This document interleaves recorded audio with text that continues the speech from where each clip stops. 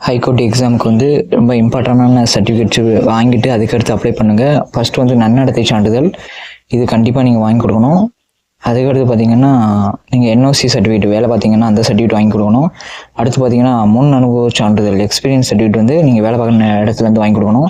அதுக்கடுத்து பார்த்தீங்கன்னா PSTM certificate, இந்த சர்டிஃபிகேட்டையும் நீங்கள் வாங்கி கொடுக்குற மாதிரி இருக்கும் படித்த ஸ்கூலில். அதுக்கடுத்து பார்த்தீங்கன்னா அந்த மாற்றுத்திறனாளிகளுக்கான அந்த பதிலி எழுத்தாளர் சர்டிஃபிகேட்டு, அதுக்கடுத்து பார்த்தீங்கன்னா ஆதரவற்ற விதவை சர்டிஃபிகேட்டு, இந்த மாதிரி சர்டிஃபிகேட்லாம் கண்டிப்பாக வாங்கி